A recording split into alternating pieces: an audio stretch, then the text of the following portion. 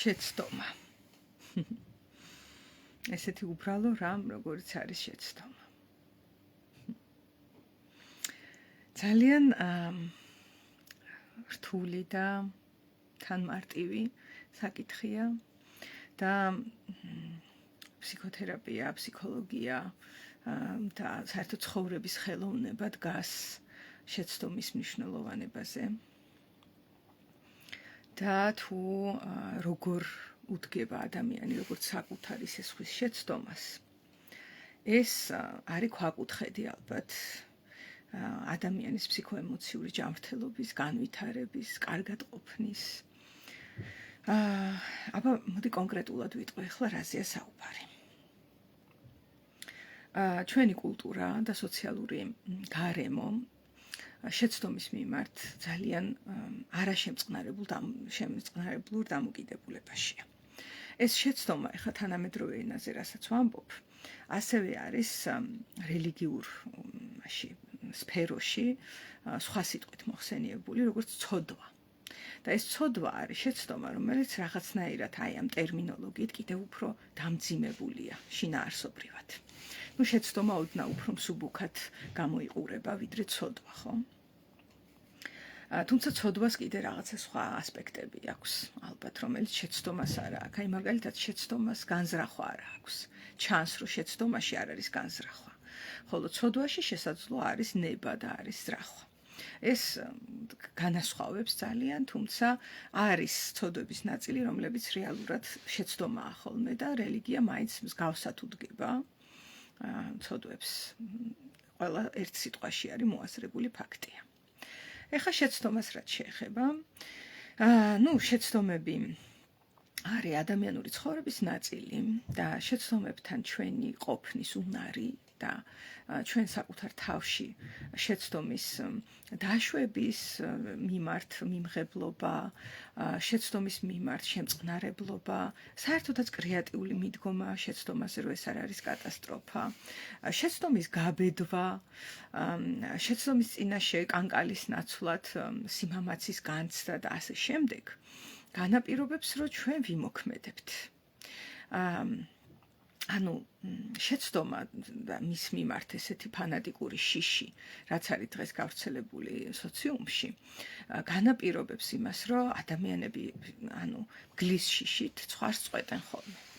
ისინი იმის შიშით, რომ რაღაც პერფექციონისტულად საუკეთესოდ არ გამოვა, იქ რაღაცა შეცდომები იქნება, იქ რაღაცა არასწორი მოქმედებები შეიძლება იყოს. ან ამას რო გავაკეთებ, ნეტა ეს შეცდომა იქნება, თუ არ იქნება შეცდომა. და პირად ურთიერთობებშიც ძალიან ხშირია, რომ ადამიანები ერთმანეთთან ურთიერთობას ზოგჯერ შეცდომას ეძახიან და ეს არის რაღაცა კატასტროფიზებული ტერმინი, რომ ეს შეცდომა იყო ჩვენი ურთიერთობა და ვაიმე და როგორ გითხრა შეურაცხყოფელადაც კი თითქოს ჟღერს. ეს არის რაც არის გავრცელებული. ეხლა მე მოგიყვებით რამდენიმე ამბავს შეცდომასთან დაკავშირებით, რამაც გამოიწვია წარმოუდგენელი პროგრესი კაცობრიობის ისტორიაში და შეიძლება ისიც კი ითქვას, რომ გადაარჩინა ადამიანები მასობრივ ჟლეტას და ხოცვას შეცდომამ.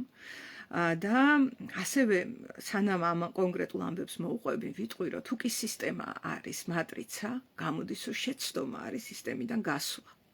და ამიტომაც არის, რომ ჩვენ სოციალურად შეცდომას ასე ვზრახავთ და მის მიმართ ესეთ წინააღმდეგობრივ განწყობებში ვართ, იმიტომ რომ სოციალური სიტუაცია არის მატრიცის შენარჩუნება.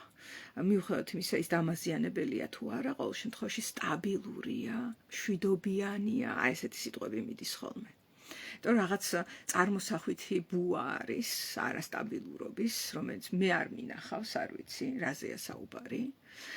ფაქტია, რომ ადამიანები სტაბილურობას ლამის არის თავს წირავენ ხოლმე და რომელ არასტაბილურობაზეა საუბარი.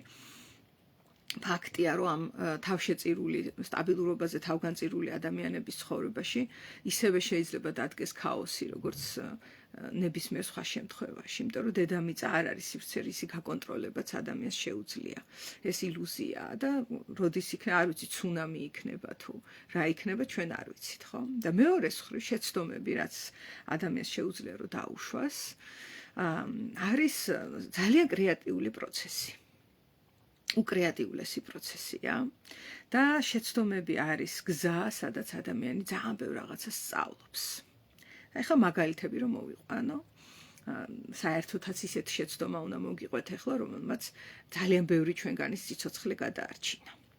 და მოგიყვებით ეხლა ლუი პასტერის შეცდომაზე, რომელიც მან დაუშვა მეცნიერული კვლევის დროს, როდესაც გადაწყვიტა შეესწავლა, როგორ მუშაობდა, თუ არ ვცდები, ჭირი.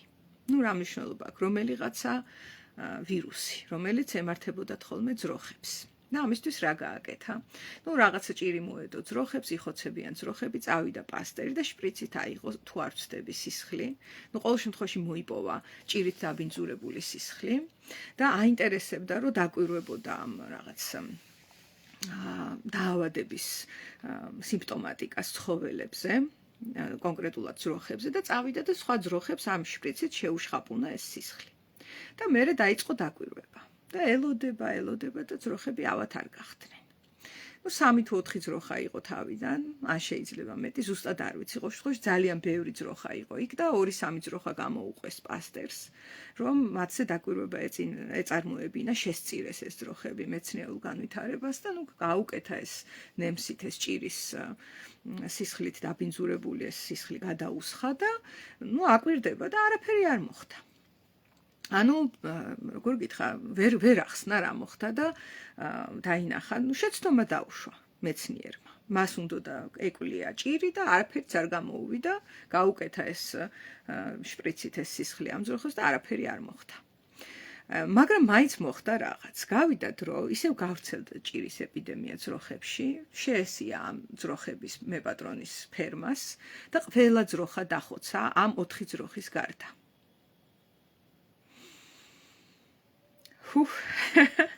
ეხლა თქვენ თვითონ წარმოიდგინეთ, რამხელა ენერგია, რამხელა შინაარსი, რამხელა ძალა იდო იმაში, რომ პასტერმა შეცდომა დაუშვა. და გაოცდა ყველა, ესე დანიშნული ყავდა ეს ძროხები, იმიტომ რომ უნდა ეწარმოებინა დაკვირვება და არაფერი დაკვირვება არ მოხდა იმ პირველ ერთ-ორ კვირაში, როცა მას ეგონა, რომ აქ მოხდება რაღაც, დაავადდებიან და დაიხოცებიან. და ამის ნაცვლად მთელი ის ნახირი ფერმაში გაწყდა და 4 ძროხა დარჩა ცოცხალი. და გაჩნდა კითხვა ეხლა, რომ რა მოხდა? რა მოხდა და მოხდა შეცდომა, რომელიც დაუშვა ლუი პასტერმა, იმით რომ რაღაცა ეგონა, რაღაც წარმოსახვები გაკეთა და შემთხვევით ისე მოხდა, რომ მან აღმოაჩინა ვაქცინა. ოღონდ ჯერ კიდე არ იცოდა, რომ ვაქცინა აღმოაჩინა ამ მომენტში და რაღაცა ცდები გააგრძელა, გადაუსხა, გადმოუსხა, რაღაცები აკეთა, ჭირის შოვნას რა უნდოდა მაშინ და მერე მოხდა ასეთი რამ, რომ ცოფსეც მსგავსი ცდები ჩატარდა და ცხოველებზე იმუშავა ამან.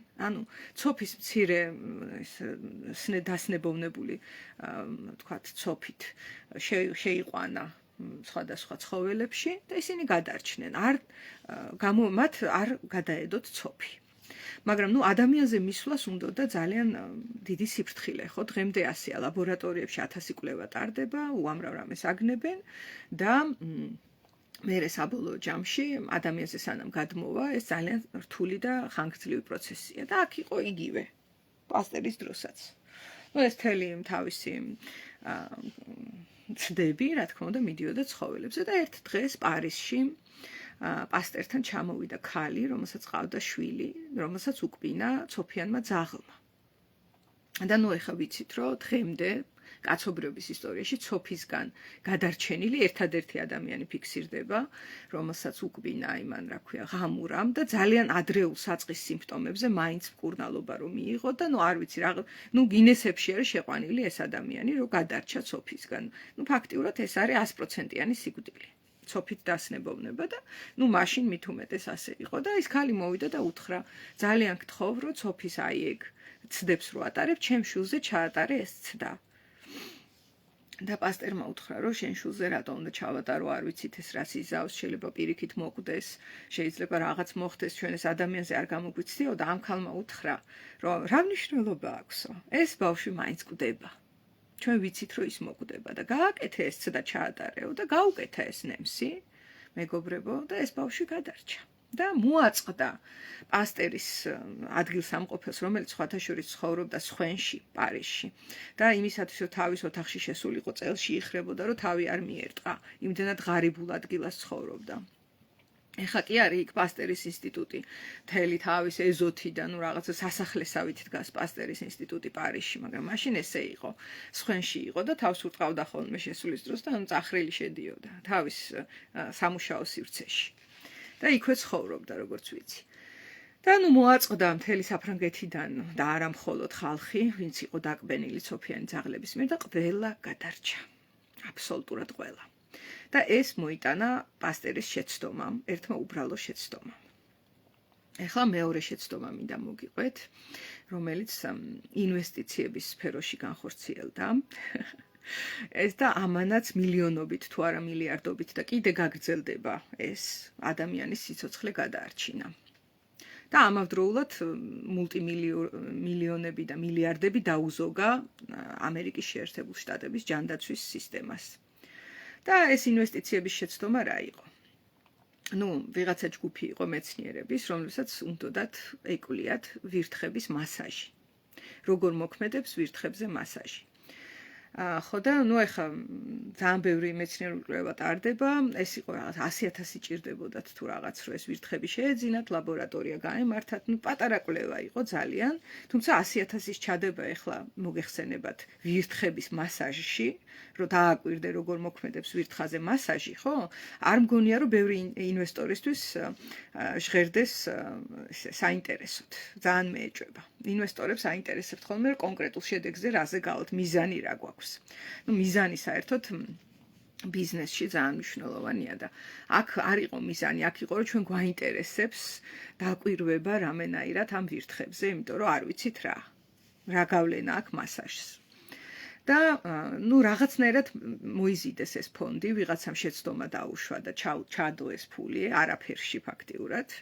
არ ვიცი ნეტა ვინ იყო, როგორ საინტერესოა, შესაძლოა რაღაც სახელმწიფო ფონდი მოიზიდეს, რაღაცნაირად მოკლედ დაკერეს ვიღაცა ინვესტორი და ეს 100,000 გაასროლინეს ჰაერში. და დაიწყეს დაკვირვება ახალშობილ ვირთხებზე. და რა აღმოაჩინეს, რომ ეს ახალშობილ ვირთხებს, რომლებსაც ამასაჟებდნენ, უფრო მალე უვითარდებოდათ ტვინში ესენი ნეირონული ქსელები და მათი გულსისხლძართა სისტემა ვითარდებოდა უფრო სწრაფად და უფრო ჯანსაღად. ისინი იყვნენ უფრო ჯანმრთელები, უფრო მაღალი იმუნიტეტი ჰქონდათ. ვიდრე ის ახალშობილი ვირთხები, რომლებსაც არ უკეთებდნენ მასაჟს. სიტუაცია ასეთი იყო, რომ ეს ახალშობილი ვირთხები მოაშორეს დედას, იმიტომ რომ შემჩნეული ჰქონდათ, რომ დედა ძალიან ხშირად ლოკავს ახალშობილ ვირთხებს თავისი ხაოიანი ენით. და მთელი ამ მეცნიერული ცდის მიზანი ეს იყო, რომ გაერკვიათ, რომ რამე ფუნქცია აქვს ეხა ეს დედა რო ლოკავს და ხაოიანი ენით ამასაჟებს ამ სხეულებს, თუ უბრალოდ რაღაცა ინსტინქტია, რომელსაც იკმაყოფილებს და ამას არაფერი შედეგი არ მოაქვს. რეალური.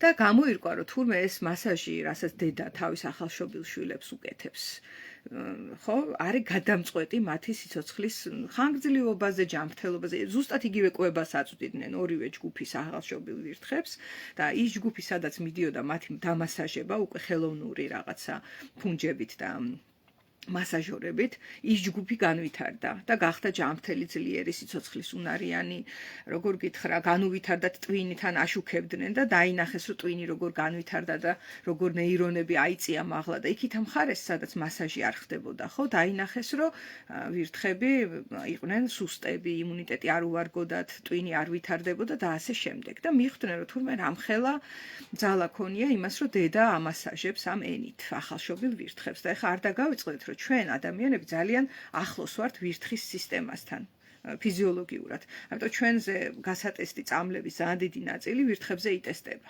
სანამ ადამიანზე გატესტავენ, ხო?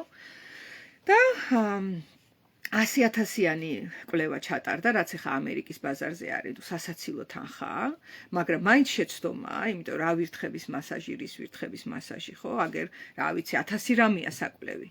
მაგრამ რაღაცნაირად მოიპოვა ამ მეცნიერთა ჯგუფმა ეს თანხა, გამოიკვლიეს, დადეს შედეგი და რა მოხდა? ამ პაწაწინა ცდარმა კვლევამ, რომელსაც ერთი შეხედვით ეხა რო აჟღერებ სასაცილოა პირდაპირ. მით უმეტეს მათთვის, ვინც მეცნიერებაში ვერ ერკვევა და ინვესტორები, ალბათ არიან, ვინც ერკვევიან მეცნიერებაში, მაგრამ უფრო ბიზნესში ერკვევიან ხოლმე. და ამ შეცდომამ წარმოშვა ის, რომ ჯანდაცვის სისტემამ გადაწყვიტა დღენაკლულ ბავშვებზე გაეტესტა მასაჟი. იმიტომ რომ ეხლა რა ხდება? დღენაკლული ბავშვების მოვლის, ასე ვთქვათ, სისტემა არსებობს მთელ მსოფლიოში, ინკუბატორში ჩაწვენა, რაღაც რძის მიწვდენა, თან ეს დღენაკულები ბევრნი არიან, იბადებიან და რაღაც დათვლილია პროცენტობა, მათ ნაკლები შანსი აქვთ სამწუხაროდ გადარჩენის, იმიტომ რომ ვერ მომწიფდნენ ბოლომდე სიცოცხლისთვის მუცელში და უფრო ადრე-ნაადრევად გაჩნდნენ, ხო? და რთულია, ბევრად რთულია მათი მოვლა, ვიდრე სრული ახალშობილის, ხო, დღესრული ახალშობილის და გადაწყვიტეს, რომ მასაჟი გაეტესტათ. და შედეგები, რაც მიიღეს, იყო საოცარი. ჯერ მათი ასე იგი დღენაკულ ბავშვთა სიცოცხლის უნარიანობა მოიმატა აღარ მასო 70%-ით თუ 80%-ით. ანუ 80%-ით მეტი ბავშვი გადარჩა და დარჩა სიცოცხლის უნარიანი. მერე იყო, რომ ესე იგი ეს ბავშვები გაეწერნენ, თუ თქვათ 5 დღე ჭირდებოდათ 2 დღეში, თუ 10 ჭირდებოდათ 5 დღეში, ანუ დრამატული ცვლილება მოხდა სისტემურად. ამ პატარა ცდარი ინვესტიციის ფონზე, რაც მოიტანა ამ მეცნიერულმა კვლევამ. და ეს მასაჟი დაინერგა და ეხლა ამერიკის შეერთებულ შტატებში დათვლილია ზუსტად, სხვა ქვეყნებში არ ვიცი თუ ითვლიან ამას, რამდენი მილიარდი დოლარი დაიზოგა იმის გამო, რომ ეს დღენაკლული ბავშვები გაეწერნენ, არ ვიცი, 5 დღით ადრე ან 7 დღით ადრე, ვიდრე იყო წესი. ხო, იქიდან გამომდინარე, რომ მასაჟს იკეთებდნენ, რამდენად უფრო იაფი დაჯდა მათი მასაჟი, ვიდრე 5 დღე კიდე იმ ინკუბატორში და იმაში წოლა. რამდენად უფრო გაჯანსაღდნენ ისინი ფიზიოლოგიურად და მათი ტვინი რამდენად სწრაფად განვითარდა იმასთან შედარებით, რაც მანამდე იყო. ის ხო საერთოდ აღარ არის საუბარი, რომ ბევრად მეტმა შეინარჩუნა სიცოცხლე და აი უმცირესი პატარა სასაცილო მეცნიერული ცდის შედეგი არის დრამატული კაცობრიობის ისტორიაში. არ ვიცი ეს ცდა რამდენად იცოდით, მაგრამ მინდოდა რომ გამეზიარებინა. ეხლა კიდევ რომ მიუბრუნდეთ შეცდომებს და მე ახლა ვიტყვი უკვე შეცდომებს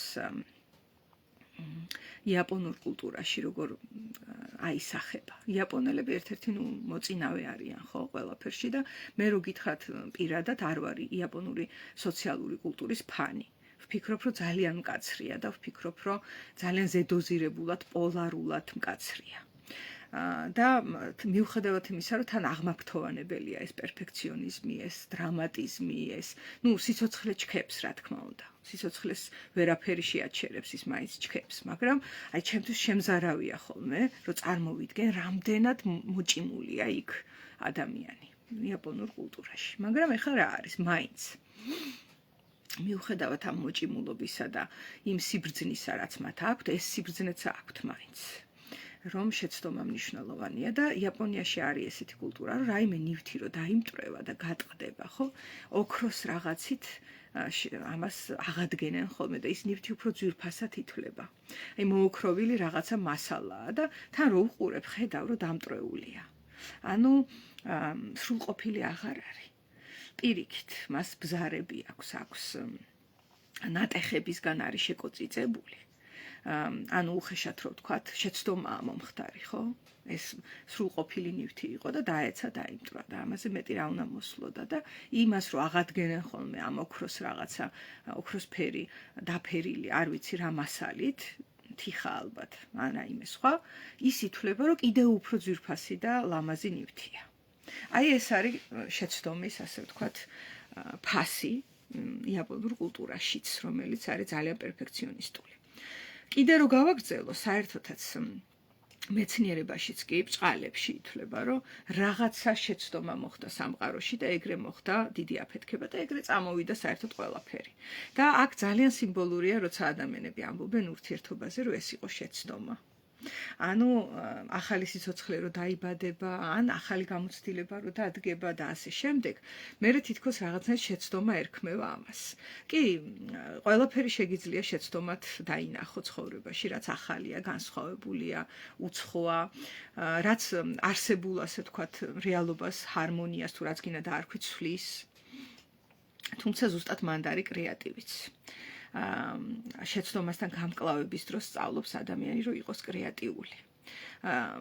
ასევე ბავშვობაში, როდესაც ადამიანი ბუნებრივ ციკლს აღასრულებს ფეხის ადგმის დროს, აი რას აკეთებს, ხო, წავიდა, სცადა, წაიქცა, ეტკინა, ისევ წამოდგა, კიდევ სცადა, კიდევ შეეშალა, დაეცა, ადგა, ეტკინა, რაღაცები ხდება, მაგრამ ბავშვი ამას კატასტროფად არ აღიქვას, ნახე, ბუნებრივად, ავთენტურად მასში მოცემულია შეცდომასთან გამკლავების ძალიან ბევრი კრეატიული ხერხი, უამრავი და ასე სწავლობს ის ფეხზე ადგომას. მაგრამ თუ მას შიში ექნებოდა, რომ შეცდომას დაუშვებს, ის ვერ ადგებოდა ფეხზე. ასევე არის ზუსტად ადამიანი, რომელსაც ეშინია, რომ რაღაცა საქმე არ გავაკეთო, იმიტომ რომ იქ შეცდომა არ დაუშვა. ამაზე თუ იფიქრებ, ის საქმე არ გამოვა. ვერ გააკეთებ. მე ამ შეცდომას რისკსაც დავარქმევდი და რისკი ძალიან ხშირად ამართლებს. აჰა, მადლობა მანანამ. კი ბატონო, რისკის განცდა არის, როდესაც რაღაცას აკეთებ, შეცდომასთან მიმართებით, რომ შეიძლება რამე შეცდომა დაუშვა. ეს იმაზეც არის, აი ნახე, ზოგჯერ თქმას ჯობს, არა თქმას, ზოგჯერ თქმითაც დაშავდების. მე როდესაც ვსაუბრობ, ან თუნდაც ამ ლაივს რო წერ, ვრისკავ, რომ შეიძლება რაღაცა, არ ვიცი, არასწორი ვთქვა აქ. დარწმუნებული ვარ, რომ შეიძლება. და ალბათ მithქვამს ბევრი.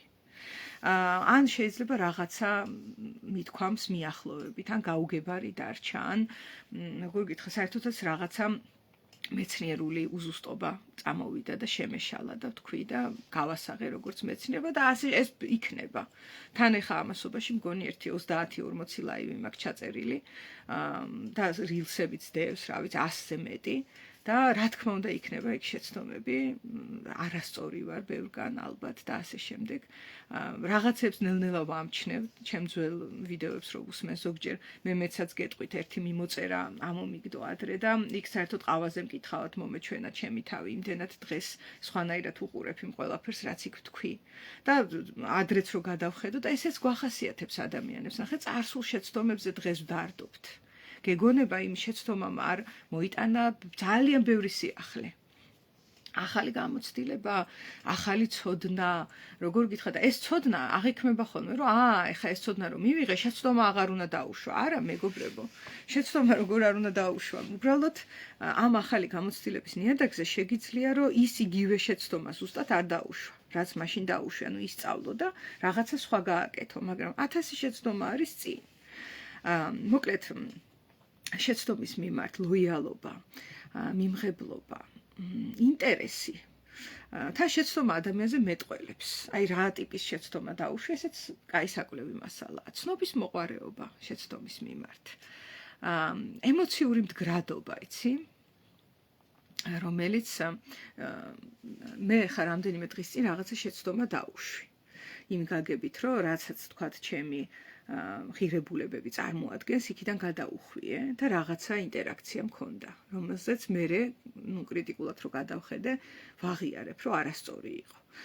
იმ მომენტშიც არასწორი იყო, როცა ვქმედებდი და მითხრეს ეგ რო არ ხარ სწორი და მე ვთხარ, ხო არ ვარ სწორი მეთქი და ხომ აქ შეცდომის უფლება. აი ავტომატურად ამოვიძახე ეს. ხომ აქ შეცდომის უფლება მეთქი. და ძალიან საინტერესოდ გაგრძელდა ეს ამბავი. ზუსტად 100% თავს ვერ დავდებ, რომ ასე იყო, მაგრამ ცოტა ხნის მერე სოცქსელში შემხვდა ფოტო შემთხვევით, სადაც აი მე შეცდომით რისკენაც მოუწოდებდი იმ ადამიანს, ის გაუკეთებია და ფოტო დადო. და იმ ფოტოზე ვხედავ, რომ ამ ადამიანმა, რომელმაც ჩემთან ინტერაქციაში მართალი იყო, როცა ამბობდა, რომ ეს არასწორია და მე ვაწვევოდი, რომ ეგრე ჯობია, რომ ესე გაკეთდეს მეთქი და თან ვაცნობიერებდი, რომ არ ვარ სწორი. და მოვიხედე და ცოტა ხანში ვხედავ ფოტოს, ოღონდ ზუსტად არ ვიცი ის ადამიანი იყო თუ არა, 90% ვარ დარწმუნებული. დამხვდა, რომ მას ეს გაუკეთებია. რაშიც მე არასწორი ვიყავი და ის სწორი იყო და რაღაც არ ვიცი, რაღაცა ჯადოსნობით ეტყობა მან გადაწყვიტა, რომ ეს არასწორი ქცევა გაეკეთებინა. არ ვიცი. ანუ შეცდომა საინტერესო რამ არის ჩვენს ცხოვრებაში და გისურვებთ რომ იყოს თქვენს ცხოვრებაში შეცდომები. ისეთი კი არა, აი თავი რომ მოიკალიო, ოღონდ აგერიდებინა და მაინც რომ რაღაცნაირად მოვიდა, არა. იმიტომ მაგას ვერ გაექცევი და მოვა. ეგეც იყოს, მაგრამ ისეთი შეცდომებით, სადაც უბრალოდ აი გავარდა რაღაცა, თავ შემთხვევით რაღაცები მოხდა და ხო, ხვდები რომ შეცდომაა და მერე რა. მერე როგორ მოხდა ეს, რა მოხდა? რას ნიშნავს ეს შეცდომა? რა ვისწავლე ამ შეცდომისგან? ვარ მიმღებელი ახლა შეცდომის მიმართ თუ ძალიან გაბრაზებული ვარ ჩემ თავზე რომ ეს შემეშალა. ეს ყველაფერი არის ძალიან საინტერესო საკვლევი მასალა და აღსანიშნავია რომ თუ ადამიანი საკუთარ თავს აძლევს უფლებას შეცდომებისას, მერე სხვებსაც აძლევს შეცდომების უფლებას და ეხლა მოდი გულზე ხელი დაიდეთ და მითხარით რამდენად ინტიმური და სასიამოვნოა ის ადამიანი თქვენს ცხოვრებაში, ვისთანაც შეგიძლიათ რომ შეცდომები დაუშვათ და მაინც იცით რომ ის მიგიღებს. აი ამაზე დიდი მიმღებლობა და სიამოვნება ურთიერთობებში თითქმის არ მიმიღია რა, რომ ახსენდება და ამიშვია შეცდომა და სრული უფლება ქონდა თქვათ იმ ადამიანს რომ გავეკრიტიკებინე, ჩხუბა, შენიშვნა მოეცა, საერთოდ ურთიერთობა გაეწყვიტა, რა ვიცი, ხო, ეგეთი შეცდომებიც არსებობს და ის ამბობს რომ ოკეი, გავბრაზდი, ოკეი, თუ ძალიან დიდი შეცდომაა, გავბრაზდი. ხო, თუმცა იყოს ეს ბრაზი, განვიხილოთ, შევთანხმდეთ რაღაცებზე და ჩვენი ურთიერთობა ხელშეუხებელია, მაინც. აი რა არის, ხო? ეს რამხელა სიამოვნებაა და ინტიმურობა და სიახლოვე. და რომ უშეცდომობას არ ითხოვს ეს ადამიანი ჩემგან და მიღებს ისეც, როგორიც ვარ, იმიტომ რომ რეალურად ვარ შეცდომიანი. არ არსებობს ადამიანი, ვინც არის უშეცდომო და ძალიან დამღლელია ადამიანი, რომელიც სულ ცდილობს რომ უშეცდომო იყოს და ასევე ითხოვს სხვისგანაც მერე რომ ის იყოს უშეცდომო და როგორ გითხრათ რა შეიძლება არაფერს მართლა არაფერს არ აშავებს რა არის როგორ გითხრა идеალურად ცდილობს გააკონტროლოს რომ არაფერი შეეშალოს და ამ დროს შედეგია რომ აი ვიძაბებით ვიღლებით რაღაცნაირად მის გარშემო და მის სიახლოვეში იმიტომ რომ ის თვითონაც თავის თავს ღლის ამით აი ასე ამაღლებულ ნოტაზე დაგემშვიდობებით თან ეს რაც რა მაგალითიც მოვიყვანე ძალიან გავრცელებულია და ყვავები ვითიციან სოციუმში დასევა ადამიანზე თუ მას რამე შეეშალა აი რუსთაველის ის მახსენდება ეპიზოდი აღარ მახსოვს საქართველოს ფეხბურთში რაღაცა გაიმარჯვა თუ რაღაცა იყო დიდი მასშტაბის და ვიღაცა წყვილი რუსთაველზე დაკავდა სექსუალური აქტით რომელიც არასწორია შეცდომაა ღამე იყო ეხლა პირველი საათი თუ 2 საათი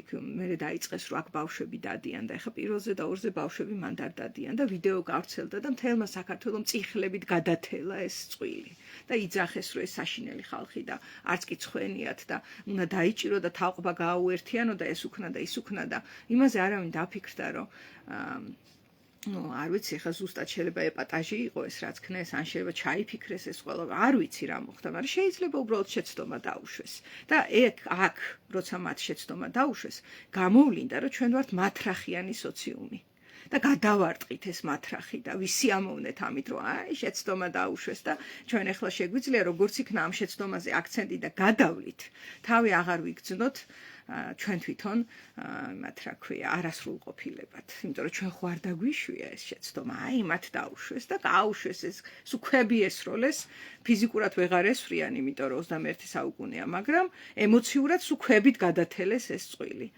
ხო და აი გამოჩნდა ვინა ვართ ჩვენ როგორც სოციუმი და მე გისურვებთ რომ შეცდომის გამო რა თქმა უნდა შეცდომა არ ნიშნავს რომ ადამიანს რაც უნდა ისაკეთოს ეს საზღვრის დარღვევაა ურთიერთობაში იმიტომ ჩვენ ორნი ვართ თუმცა შეცდომა იყოს განხილვის შეთანხმების მიმღებლობის და ინტიმურობის დამყარების ინსტრუმენტი და არა ქვების სროლის წიხლის ჩარტყმის განდევნის მოკვეთის კრიტიკის და ამ დროს რაღაცა ნარცისული სიამოვნების მიღების რომ აი მე რა კარგი ვარ მე არ შემეშალა იმას შეეშალა ხო ეს ძალიან ჩაკეტილი და ვიწრო მდგომარეობა, რომელიც განვითარებისთვის, როგორ გითხრათ, სულ აქვს ადამიანს რესურსი, მაგრამ აი აქ ძალიან იკეტება და ვიწროვდება განვითარების რესურსი და ზუსტად აი ამ შედეგს ვიმკით ახლა ჩვენ როგორც სოციუმი.